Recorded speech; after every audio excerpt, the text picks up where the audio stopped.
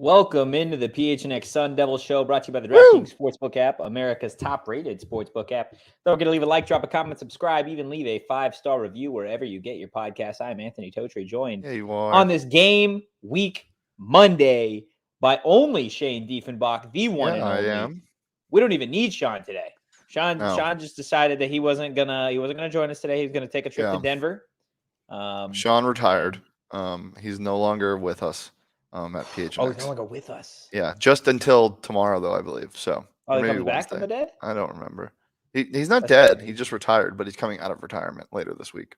Oh, okay. So, do we need to have like the Michael Jordan thing typed up, like he's back, ready to go? Yeah, I think we should. Okay. Can you bear with me for a second while I turn my hat backwards? I would love to bear with you. Everybody, bear with Shane while he turns his hat backwards. He's got the rally cap on now. And it's time to go. Are we good to go now? We ready? No, we're great. Yeah. Sean was banished to the Shadow Realm after his take on themed parties. Where am I then? Was I not banished? Was I spared? No. You just haven't reached your demise quite yet. Joe already in the chat bringing up Notre Dame before I do. Over, under, man, before we even get to ASU, Notre Dame plus 17.5. I'm hammering it. Really? Hammer it. I don't. Hammer it. Hammer everything Notre Dame related right now. The spread on that game, hammer their over under on wins at 9.5. I love it. Absolutely love it. The Freeman era is here. That's enough Notre Dame. Now we're on to ASU. So speaking of betting and speaking of ASU, yes. I got a great profit boost this morning actually. I woke up like a child on Christmas morning to check the DraftKings Sportsbook app as I do every morning. And it gave me a profit boost on ASU's over-under win total at 6 games. It was plus money. So I took that and I hammied it. But that's why the DraftKings Sportsbook guy was the GOAT, because they give me that. ASU over 6 wins. We've gone through this before. Lock that in right now. Hammy it. Absolute hammy it. Hammy. Just about 40 minutes before we've gone live or went live, ASU released their week 1 depth chart. So we've got a bunch of stuff that we're going to talk about today from Herm's presser, from the players. We'll break down NAU a little bit. But before we do any of that, I do want to touch on some interesting parts of the depth chart. Most notably, they spelled Emory Jones' name wrong. That is totally amazing. Fine. He's Emory Hones. So from this point forward, he's EH5 in my book. He is no longer EJ5. Wow. Yeah. Emory Hones. It will be corrected. We have been informed that it will be corrected. His name legally is still Emory Jones. So that is breaking news. His name still is Emory Jones. He's a starting quarterback. There's a few points with this depth chart that are interesting to me, and that I haven't noticed that too many other universities do. But there's a lot of ors here. Yeah. So bear with me, chat, as if you haven't seen this, neither have I, because we're bearing today. I was producing the Sun Show when this was announced, so I haven't seen this. So this is very, very exciting. You can just go on Twitter and look up ASU depth chart and find it. It is interesting to say the least. I know you're going to get to the receivers really fast, but there is that's very first thing that stuck out to me, and that's the very first place I wanted to go was the wideouts. So they've got Brian Thompson listed at the X, which is something that we had probably expected. We talked about a couple weeks ago on the show. We've got Elijah Badger. Well, Brian Thompson or Andre Johnson at the X. Yes, or one of those two. Elijah Badger at the Z. Yeah. And specifically, the most interesting part about that to me, right, was you look at the X, you look at the Z, and you look at the H. So the H is listed as Giovanni Sanders or Cam Johnson. The X is Brian Thompson or Andre Johnson. When it comes to the Z, it is Elijah Badger at the top and only Elijah Badger at the top. Meaning he is the one. Charles Hall would be the 2. and Chad Johnson Jr. presumably would be the 3. Yeah, So, well, you think go ahead, finish your thought. I mean, no, I was just going to ask you. I think that's interesting to me, given the fact that Elijah, out of everybody throughout camp, has had a lot of high expectations, but I'm not necessarily sure if he has fulfilled those quite yet. Yeah. Well, you go over this, and X is usually your number 1 wide receiver. So we assumed Brian Thompson or Andre Johnson was going to be that guy, returning guys who had the most impact out of anybody on this roster in the receiving core last year. So that makes sense. But the Z receiver is an interesting position because it's a specialty position almost. It's like this is your guy who's good in open space, basically, and that is what Elijah Badger is. He is a demon when he comes to open field. And I think that's why there's no is because he is a specialist and he is very good at that. I am so excited that he is getting the opportunity to start. And everybody that's listened to the show knows that I'd be this excited. But to see it on paper, literally, physically, paper, well, It's there. a screen, but it is on paper somewhere. And his name is spelled correctly. It is spelled correctly. And I am so fired up. No, man, it's going to be exciting to see him along with a bunch of other guys who have had either high expectations or they've had kind of on and off springs and falls. Like, I think it's going to be a great work-in game to really see what a lot of these guys can do against what's perceived as a lesser opponent against NAU. But after the wideouts, on offense, the only other thing that you could argue sticks out, not really, is Isaiah Glass starting at left tackle. I know there was some competition with Emmett Bull, but ultimately Glass is going to go ahead and get the nod. Herm today in his presser, and it's something we'll talk about a little bit later, was mentioning that they've got a lot of guys on the offensive line that have played significant time in other places, right? Something that we've talked about extensively. So don't be surprised this season if you see rotations at certain positions in the offensive line. If guys need breathers because of the heat, that was something that was mentioned today during the presser. Don't be surprised if you see Joey Ramos coming in at right tackle or right guard for a few snaps, just so some guys can get some breathers, which is a luxury that a lot of teams, and specifically offensive lines, may not necessarily have because they don't have guys coming from like an Iowa State like Joey Ramos or a guy like Emmett Bull. So they're going to definitely use their depth. Outside of the offense, looking at the defense, a couple things also stand out. Probably most notably on the defensive line for me is that Joe Moore is going to get the start ahead of Trevez Moore. What do you think about Moore getting the nod, despite the fact that, Trevez is the older guy, he's the bigger guy, perceived to be the faster guy, but they go with Joe instead? Yeah, so for the future of Sun Devil Nation, I'm sure this is exciting. Look, Trevez Moore, me and Sean have salivated over him in practice. The man is massive. The man is fast, and he's a graduate senior. But for Joe Moore, it's a younger guy, redshirt sophomore.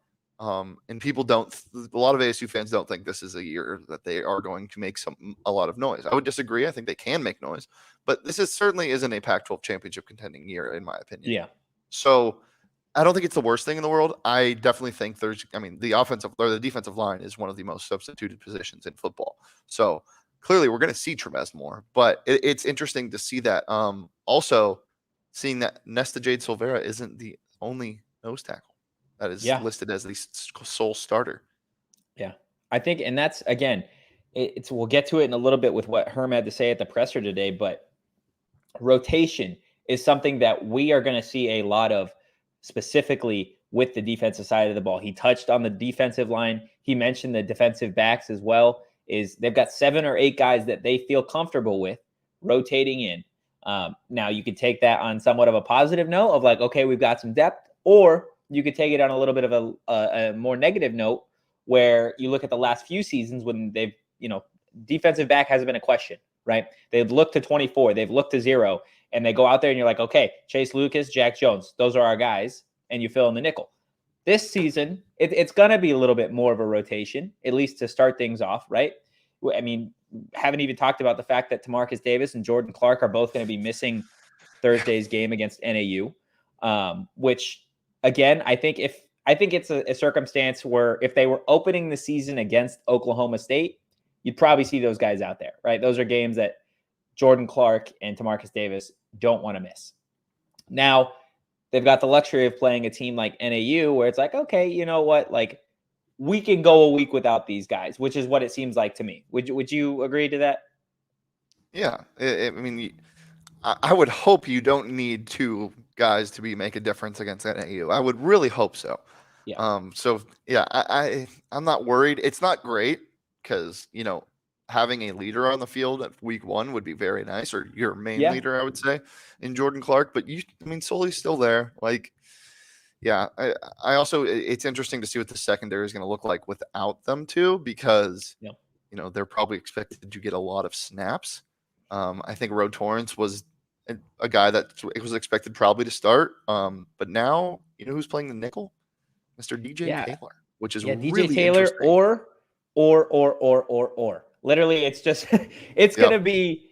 Don't expect to memorize any of these numbers come week 1, because by the time you get accustomed, you're like, okay, third possession, that's DJ Taylor. Odds are you're gonna see somebody else. That's just the way it's gonna be this week. And again, that's a good thing for a lot of these guys, right? You never want to see guys out like Jordan Clark, Timarcus Davis. You want to see them get their time out there.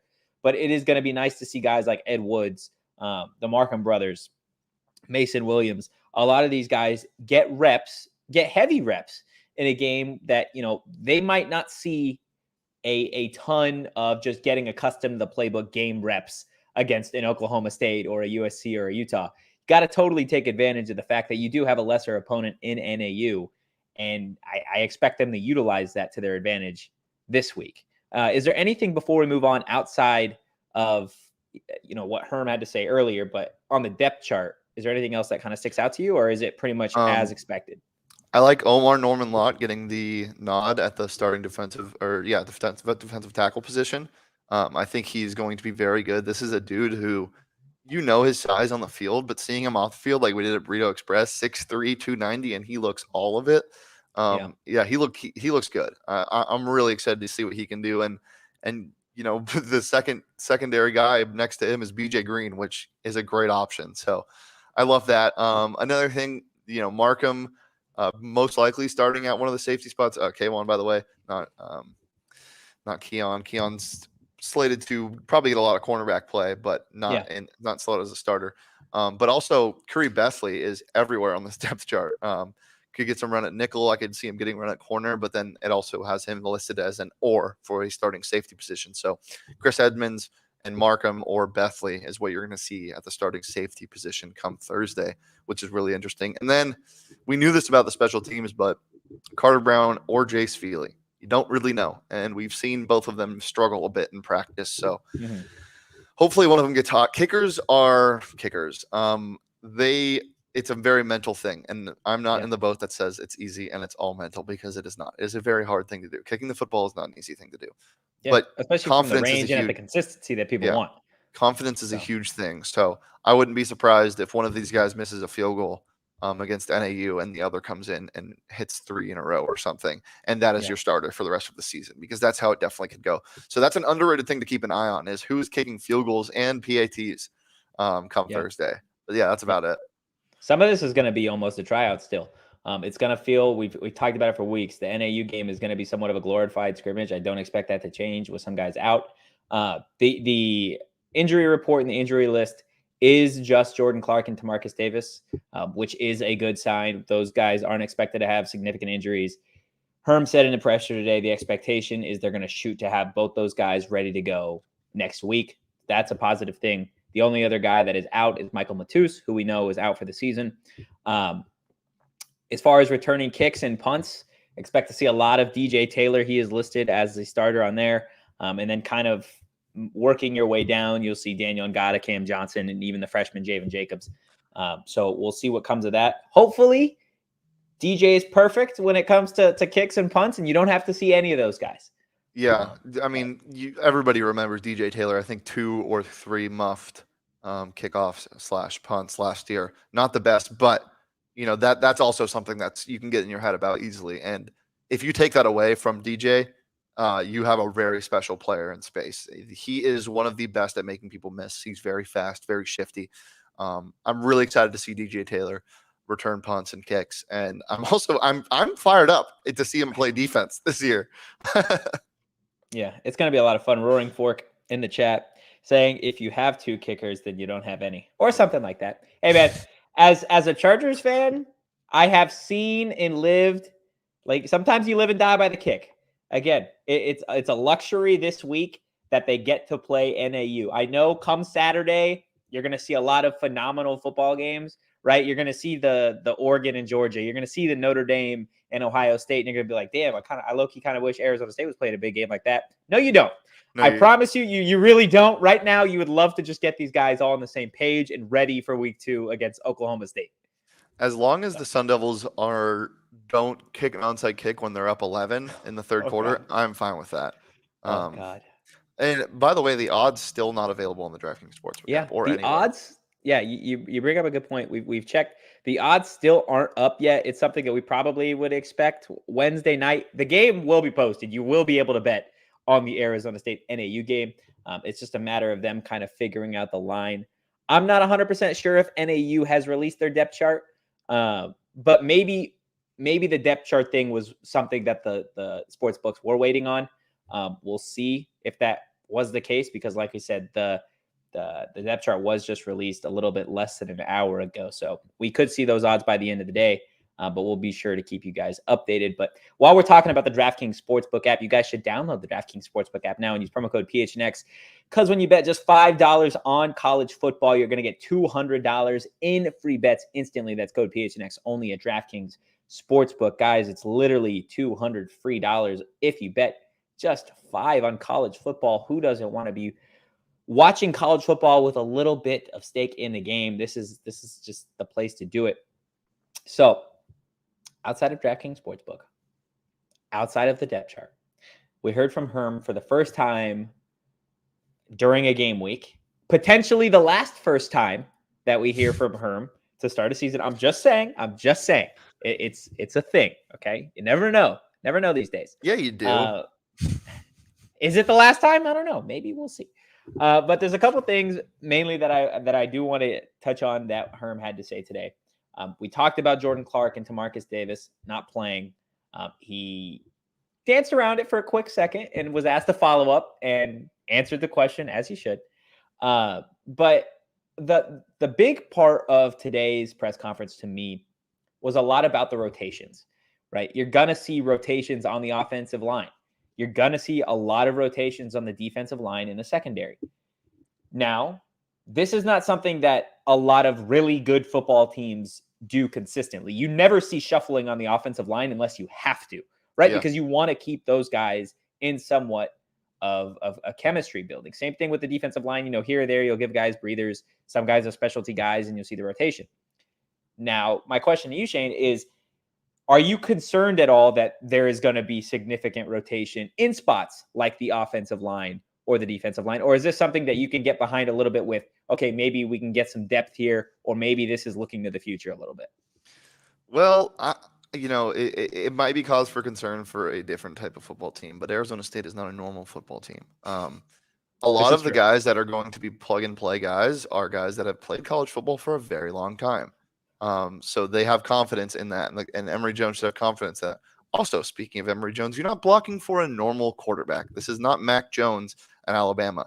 This is a shifty man who can make people miss. So he's hard to block for because he will scramble. I think getting a rhythm like you were talking about is important, but only to some extent when it comes to blocking for a guy like that.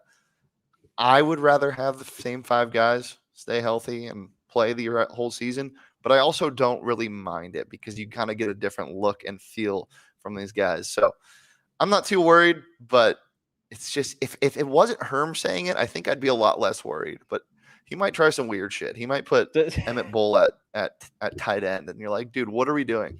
Hey man, fuck it. Sometimes you just want to see, sometimes actually a 6 lineman set does work. Put him at tight end, run the ball, or, I'm here for it. I am absolutely here for as many offensive linemen as you want to put down, given the fact that this is ASU's deepest position. If you want to find a way to get Emmett Bull, Joey Ramos, guys that are expected to be backups, like on the field with the starters, I'm here for it. Give me as many offensive linemen as we could possibly go and just Give me all offensive linemen, Emory Jones, Daniel Ngata, and Xavier Valade, and just run it. See what happens. Seven personnel, just every lineman in the world.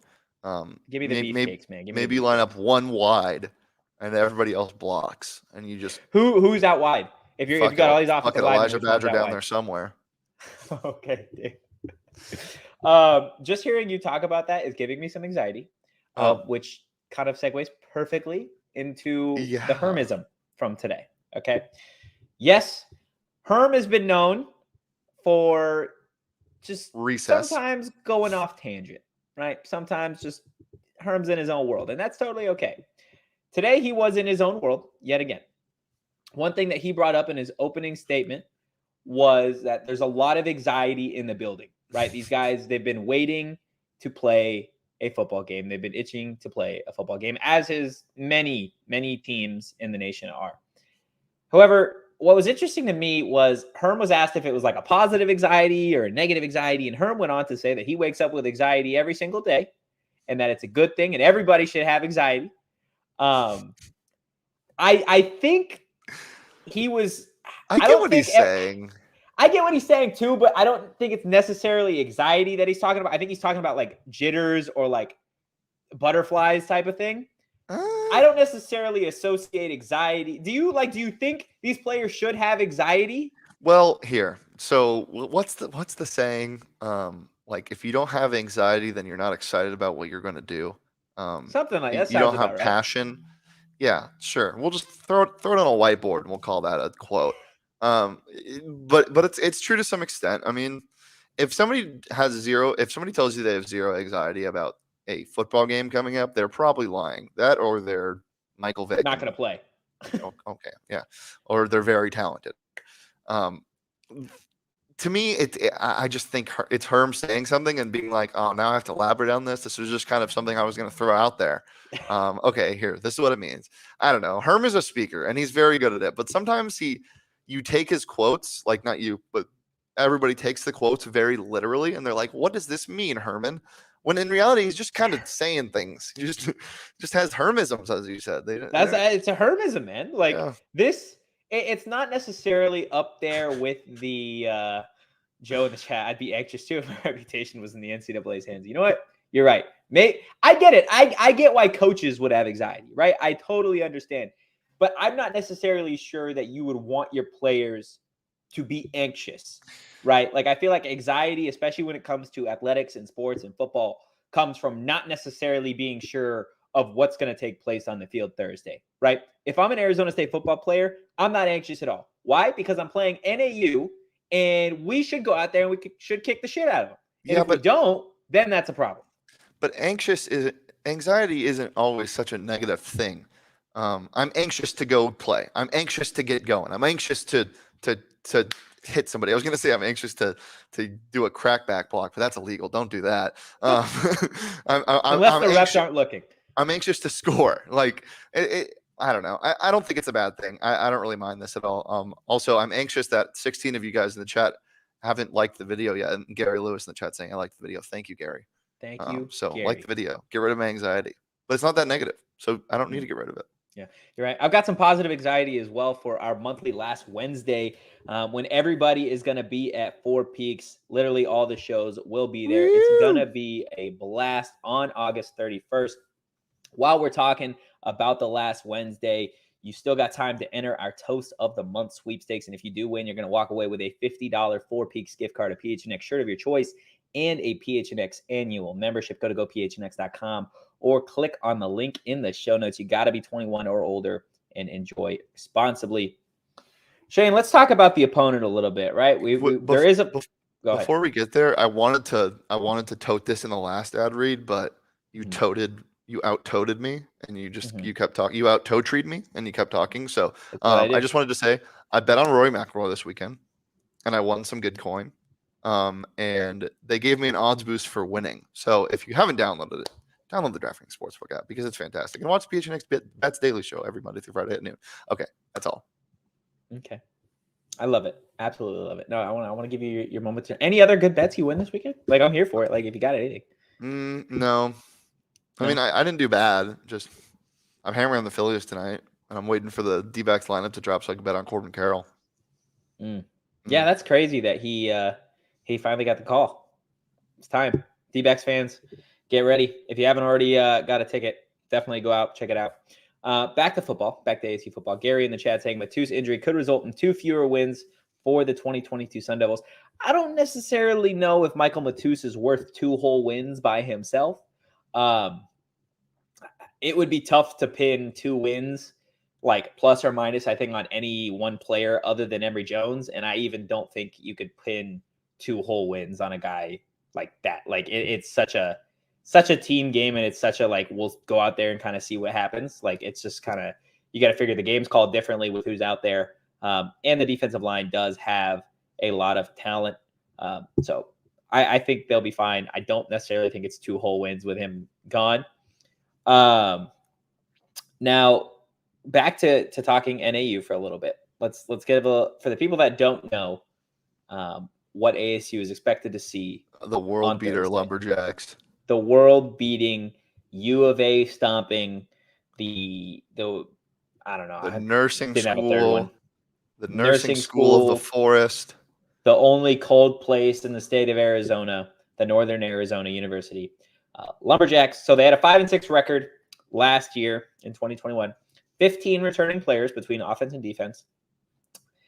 I believe there's 60 new guys on this team. 60. That is a lot of new players, with the majority of them not being transfers, the majority of them being true freshmen, right? So this is a very young roster. However, they do return some key guys in some key places, most notably at quarterback with RJ Martinez, right? A guy who is still young. He's a sophomore. He's a freshman last year, obviously. Other key returnees include safety Morgan Vest, who was a top-tier player. I believe he had 106 tackles at the safety position last year. He's a ball hawk. He's by far their best defensive player. You could argue he's one of the best defensive players in the Big Sky Conference. And they also bring back running back Kevin Daniels. But I do want to talk a little bit more about RJ Martinez because he's good. He's a really good player. He was named Big Sky Conference Freshman of the Year in 2021. Here are some of his numbers. So he had a 61.8% completion percentage, threw for 1,700 yards, 7.8 yards per completion, 14 touchdowns, only 2 interceptions, and he had a 146.4 passer rating. He dominated the Big Sky Conference last year. 1,700 passing yards? That's it? Yes. They did not pass the ball very often, but was he the only freshman in the conference? Hey man, 14-2 in terms of touchdown interception ratio. I've watched tape. He's good. I didn't know he only passed for 1,700 yards. I know this isn't an air raid offense, but that is crazy. In 11 games. You're expecting more? How much more were you expecting? Dude, if you play 11 full, did he play the full 11 games last year? Let me look. I'm gonna look for you right now. There's no way. Let's see. It's like 100. In one game, he threw for 417 yards. Okay, there's no way then, because that's 160 yards a game, less than that. 1, 2, 3, 4, 5, 6, 7. So he only played in 7 of the 11 games. Okay, that's passable. That's not as bad. Yeah. See, 1,711 games would have been crazy, but that makes sense. Yeah. So he threw for 88 yards against U of A, 208 against a school I have a lot of the Northern Colorado Bears. He threw 417 yards against Southern Utah, 136 against Sacramento State, 238 against Idaho, 90 against UC Davis, and 167 against Cal Poly. Again, the Big Sky Conference, they're not world beaters. NAU is not a world beater in and of itself. It's safe to say that Emory Jones is the better quarterback in this matchup on Thursday. But, you know, it's worth something that NAU returns their quarterback, right? Like a guy that gets a second season, you know, in the same offense. So it's going to be interesting to see there. But outside of RJ Martinez, right, you've got Kevin Daniels and you've got Morgan Vest. Those 2 guys are really the only other giant threats to ASU, if you even want to call them threats. What is it going to take for ASU not to look past an opponent like NAU, because we've seen it before. Years ago when ASU played NAU, it was a close game at half. ASU went on to win, but what's it going to take for the Sun Devils to play this game the way it needs to be played and not look to Oklahoma State next week? My biggest thing about playing a bye game kind of like this is you make sure that, you do your film, you watch and study. But at the end of the day, it's will, it's want, it's the want to. And if they come out and want to step on their throats, they will do that. I mean, you need a tone setting first drive, and scripted drives in the NCAA, especially the first of the season, usually go well. So if ASU goes 3 and out, I'm going to be very sad. But with that being said, a good scripted drive will go a long way, regardless if you start with the ball or not. Then it comes to the defense. The defense is the one that's going to set the tone, and the defense is the one that's, or not set the tone, the offense is going to set the tone if they score first. But the defense is going to be the one that can really put this team away. A good defense against a small school is the difference is insane. If you can get 2 sacks on the first drive, even just 1 sack, as I've said so many times, this team loves its juice. Just like toddlers, they love their juice, and they can get fired up real fast. When this team has swagger and they start getting going, watch out, you're in trouble. So, yeah, big things. Gary mentioned something. He said Emory should run more frequently than JD5 did in 2021, which will boost the offense some. Not only will it boost the offense some, but a quarterback scramble that goes for 15 yards is not only deflating for the defense, but is also so uplifting for the offense, because your leader, and the fans. Yeah, your leader is putting his body on the line. So if he can break off some big runs, that will also be deflating. ASU just needs confidence, and again, it's the want to. If they want to step on their throats, they're going to be able to. So you need to see passion, you need to see fire. Game 1, week 1, Thursday night. Come on. You mentioned, dude, that was like an ESPN promo right there. Fuck. Said, give me the juice. Week 1, game 1. Let's go. Thursday night. I'm like, holy shit. Like, I'm ready to go now. Like, run through a wall. I'm walking down to Sun Devil Stadium and I'm knocking down the gates, man. I'm ready to fucking go. It's going to be exciting. And you mentioned the X factor of what a scrambling quarterback is able to do for an offense, for the fans. You think of like Manny Wilkins, for example, right? The last like long-term, outside of JD5, obviously, but like Manny Wilkins, right? What was Manny was never known here for like, you never saw a highlight of a Manny Wilkins throw. Right? It just never happened. Like, he didn't ever have the greatest arm, wasn't the greatest quarterback, but every highlight or anything that I can remember that got the crowd absolutely into a game was Manny taking off and hurdling somebody. Now, I'm not saying Emory needs to go out there and start hurdling people. Don't want him to do that.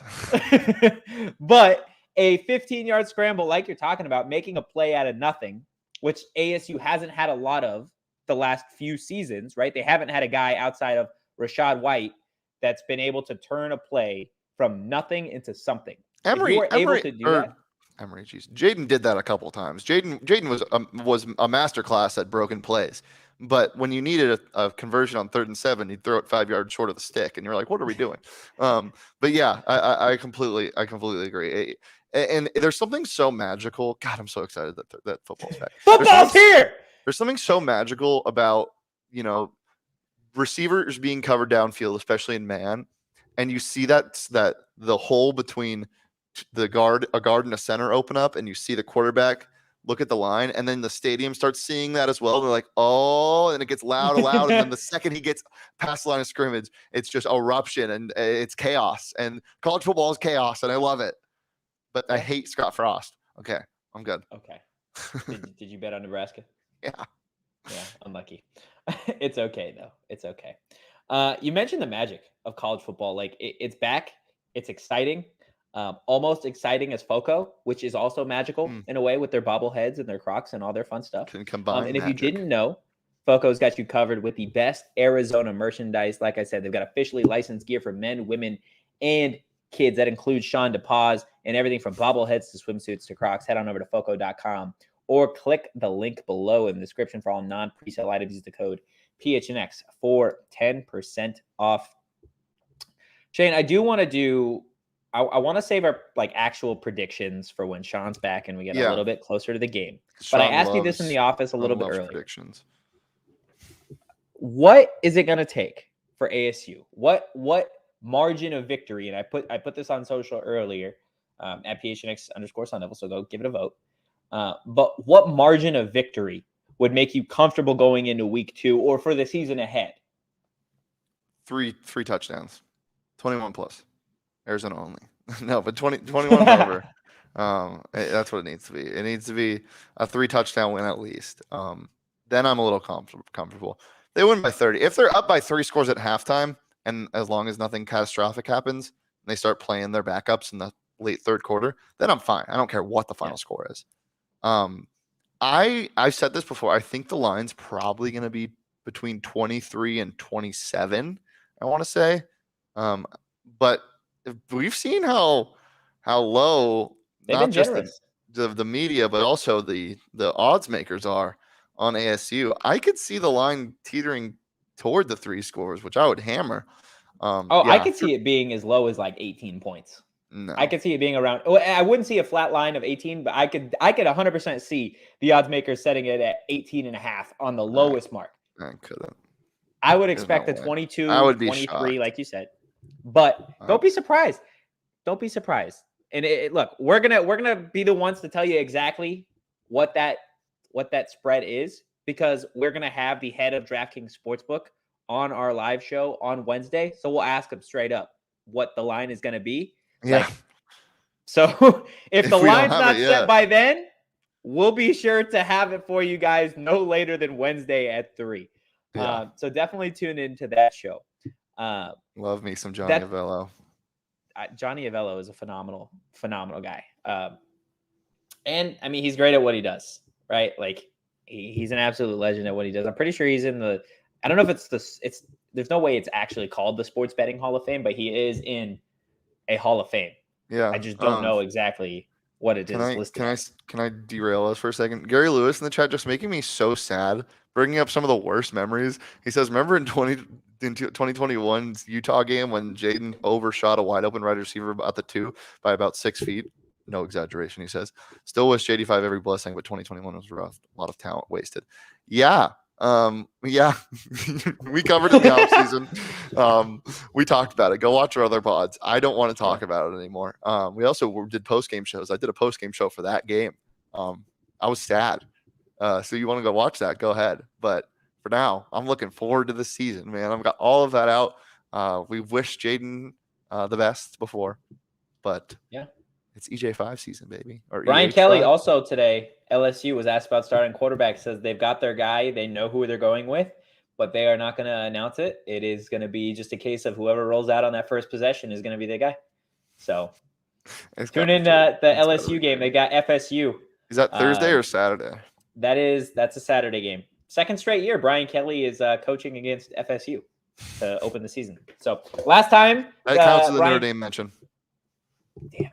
Okay, well I'm going to give you another one because I don't know if you remember Brian Kelly after Notre Dame beat FSU talking about how like it was actually a pretty close game. I think it was a 1-score game at the end of it. I don't remember that because I didn't cover Notre Dame, Totri. Okay, but afterwards, Kelly had a viral moment where he said he was in favor of execution, and because he was asked about the execution. Oh, I do remember that. Players. I do remember that. I'm sorry. I do remember that. So we'll see if he has another all-time quote after this game on Saturday. Brian Kelly in favor of execution. Yeah, like that was the most random headline to ever come out of a college football game, I think, ever, especially one like in the middle of a pandemic and everything else. We've got, a lot more shows throughout the week, so we'll save a bunch of the talking points that we still have for ASU and NAU for a little bit later in the week and tomorrow as well. We'll hear from Glenn Thomas and Donnie Henderson tomorrow. We'll see if they've got anything interesting to say. Donnie never steps up to the plate and doesn't have something interesting to say, so we'll be sure to have that for you guys tomorrow. But before we get out of here, Shane, I've got some. Can I bring up a comment? Yeah, is it another Gary comment? No, it's Roaring Fork. Next week, I hope they don't look past OSU in anticipation for Eastern Michigan. Good one. Oh, that made me chuckle. Shane, I feel like Shane's on the verge of tears with some of these comments. That's really funny. I appreciate that. My God. I don't think they'd be doing that. I'm very excited for that game. You don't think they'll look past Oklahoma State to Eastern Michigan? There's going to be a place to watch that game, and we'll disclose that on our Twitter. But you can watch it with us the Oklahoma State game. So keep It's your gonna be a eyes on blast. PHNX _Sun Devils. So time for the hard-hitting questions. Yeah. Okay.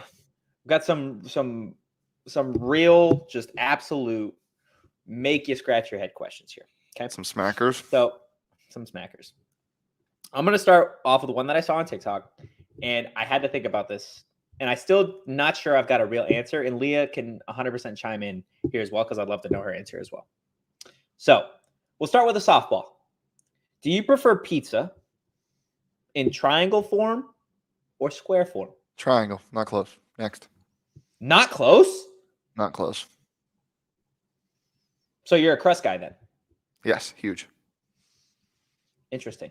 I think if you don't eat crust, you're a child, and figure it out. Okay, you're 25. What do you have plus years against old. square pizza, bro? Nothing. But if you don't eat crust, you're 25 years old. Grow up. But what if they're not 25? What if they're 24, like me? Okay, if you eat crust and you're an adult at 18 plus, grow up. Okay, what about circle pizza? What? Like the bagel bites. Oh, insane, incredible, amazing, fantastic. Need more. All-time great invention. Yes, I need more of it. I haven't had bagel bites in like years, but man, I want one now. Okay, this is the one that really got me. Aaron in the chat saying square of thin crust, triangle for rest. No, but I will say Roaring Fork. This is the only exception. Detroit style pizza. Have you had Detroit style pizza? I have not. No. Oh my god, it's like crispy deep dish. It's like a hybrid. It's square usually. Unbelievable. Trust me, Roaring Fork. I know. Unbelievable. I didn't know Detroit was known for anything other than being bankrupt, to be quite honest with you. Wow, So Totri? Jeez. I'll have to go. Listen, Sean's not here, so I got to throw one city under the bus, and I figured it'd be one that doesn't have any. So why not? The next question that really stumped me, and I will be shocked if you have a solid answer here. This is a fight to the death. Okay. Would you rather fight a duck with laser vision? Yes. Or a newborn puppy? Oh my god, a duck with laser vision. Are you kidding me? I don't care if I would sacrifice my life for a newborn. Well, what type of puppy is it? If it's any type of doodle, I'm fighting the doodle. I don't give a damn. I hate those things. God, they suck. It's not an oodle. Sorry, Sean. Dog. It's like a good dog. It's like a good breed, not some hybrid mix made in a lab. Okay. You know. Okay. But you're going duck with laser vision? Yeah. Well, but I also really like ducks. Ducks are dope. But it's got laser vision, bro. Think of like a Superman-esque duck. Am I dead if I die? No, but you've lost 2 limbs at random. You don't even get a pick limb. I'm squaring up with the puppy then, man. Puppers is going down. I have to kill it. I don't want to say that. I'm not answering this. I'm not saying I'm going to kill either of these things. No.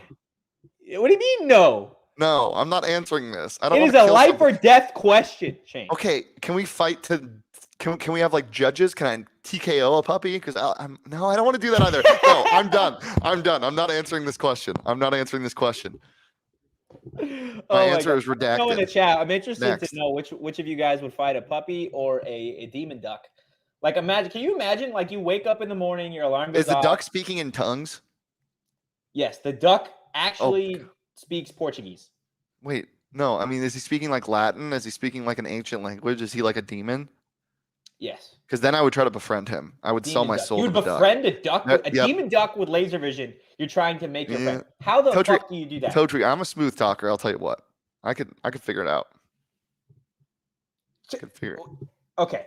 Pretend. We're in this scenario. No, okay? I'm not pretending this. Next question. No. We've drifted far beyond the puppy. The puppy is in, it's wherever it needs to be. It's in paradise. I want to know more about you befriending a demon duck. Like, before we get out of here. You wake up in the morning feeling like P. Diddy, okay? And it's like 7 a.m. You still got the crust in your eyes. Why does it have to be a scene? This doesn't need to be a scene. No, I'm making it a scene. Okay. But it doesn't need to be. I just walk in there and I ask him what he needs from me to team up. And if he says my soul, I give it to him. There, bottom line. Final answer. You would trade your soul to befriend a demon duck? Yes. Are you kidding me? You know how much you could do with that? I don't imagine much. You could make so much money off the demon duck. The demon duck could just spawn money. It's a demon. It can do whatever it wants. Okay. Next question. I That's all I've got. That's all I need to know. That you had two would you rathers? I had 2 would you rathers. That's all. And after you decided that after the sentence, can I TKO a puppy?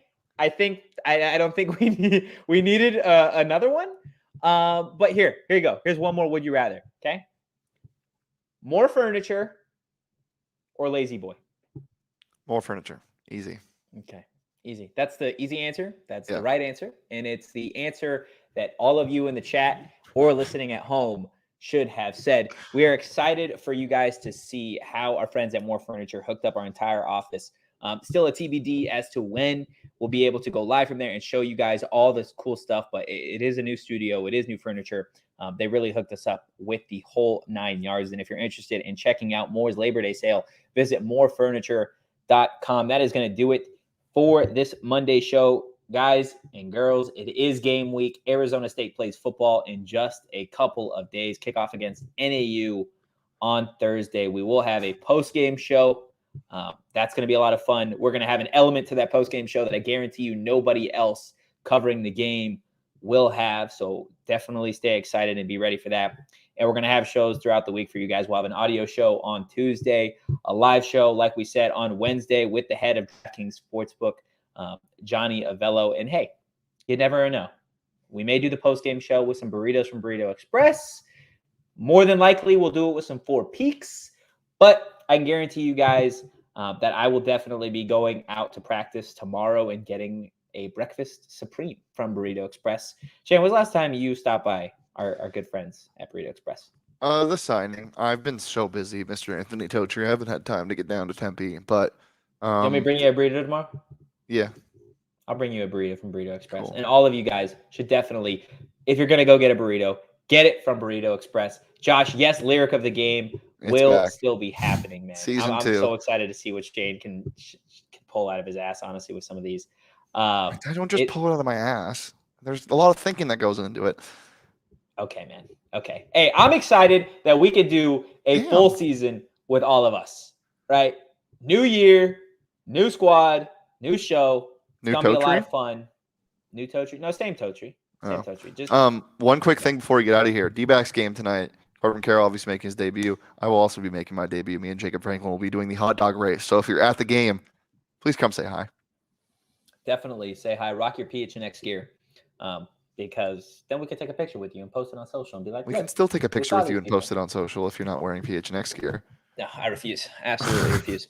But definitely go check us out on social at PHNX_Sun Devils. Got a lot of content for you guys to interact with, some polls, some interesting questions, some just great stuff in general. And while you're over there, you can give me a follow at Anthony_Totri. You can follow Shane at Shane Deefin. You can follow the man who comes out of retirement tomorrow, Sean_Pause, being absent as always. But thank you guys so much for listening, and we will see you on Tuesday. But for now, peace.